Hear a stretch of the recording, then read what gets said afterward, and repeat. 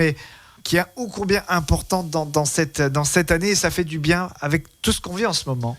C'est vrai que cette semaine, on l'attend avec grande impatience parce que c'est un peu la concrétisation du travail de l'année écoulée. Donc forcément, il y a l'aspect reconnaissance, mais il y a aussi surtout les amis. Les amis qui habitent un peu plus loin dans la France, qu'on revoit, qu'on recroise.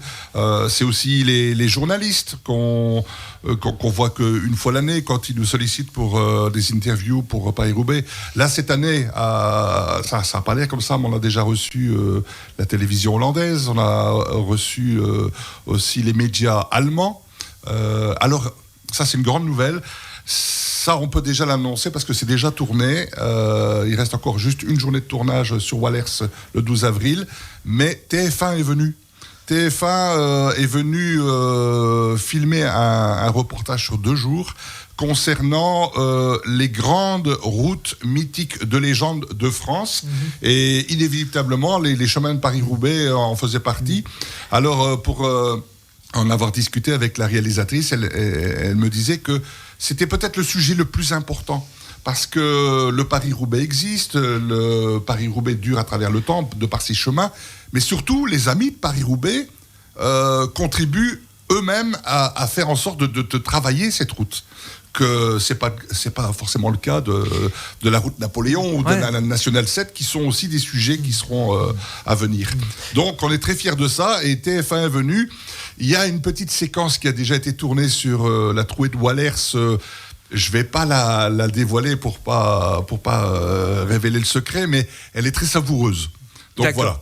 Voilà. À découvrir.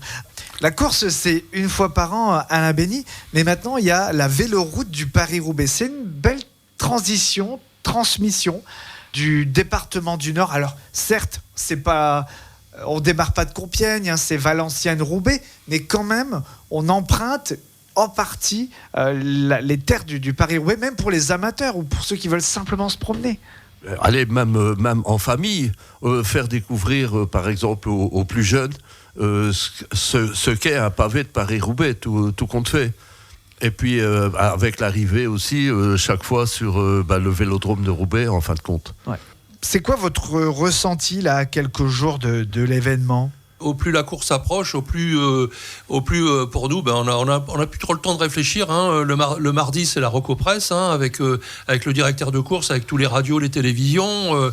Après, dans la foulée, ça va être l'inauguration des stèles. Il y a la pose des stèles aussi qui vient avant. Et puis après, la soirée des légendes. Et puis après, on s'engouffre sur Compiègne, puisque nous nous déplaçons à Compiègne pour la veille de la course avec la présentation des coureurs. Et puis après la course. Alors, j'ai une petite manie maintenant depuis quelques années, c'est que je ne serai pas à Roubaix le jour de la course. Je suis en général à l'endroit où j'ai posé mes stèles. L'année dernière, j'ai passé la course au pied de la stèle Madio. Et cette année, donc, je serai à Orchy, à côté de la stèle Kelly et de Vlaminck. Le lendemain, qu'est-ce qui se passe ? Le lendemain, la pression retombe. Il y a encore cette effervescence dans la presse où on annonce le gagnant, tout ça. Mais vous ? Alors, je dirais. Il n'y a pas un blues le lendemain ? Non. Il y a déjà un rituel le soir de Paris-Roubaix vers 21h30. Pour certains, on se réunit, on va manger une frite. Oui. Ça, c'est. Il y en a qui se douchent dans les douches. Nous, on mange une frite. Donc, loin du tumulte, tout à fait au calme. On est entre amis, entre copains. Alors, on mange simplement une frite. Et là, on va dire, toute cette effervescence accumulée la dernière semaine, mais aussi les mois qui précèdent le Paris-Roubaix. Et le lendemain, pour en venir à ça, c'est le calme, mais ça fait du bien aussi, le calme. Le silence, c'est très serein. Donc, le silence, pour ma part, là, je parle à titre personnel, je l'apprécie beaucoup. Ouais. Avant, donc, le calme, c'est la tempête, et une belle tempête, et même un enfer qui va s'abattre sur le nord, avec cet enfer du nord.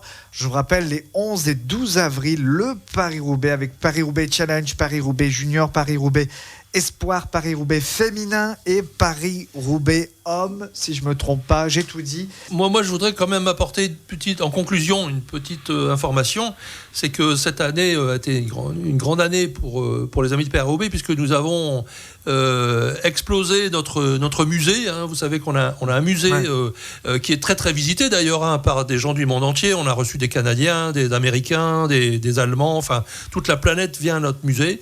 Et cette année, la mairie de Roubaix nous a offert la possibilité de nous expanser un peu. On a maintenant un musée magnifique. N'hésitez pas à venir le visiter. C'est Jean-Guy Sapin sur rendez-vous qui assure ces visites. Nous avons une salle cinématographique.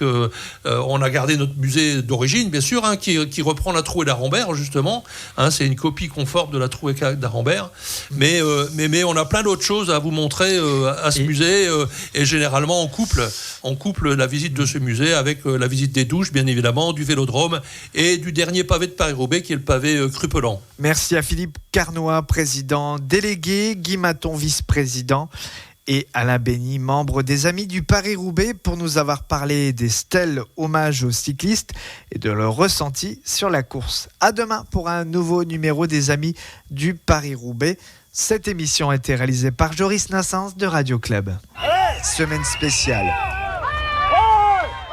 Paris-Roubaix sur Radio Club.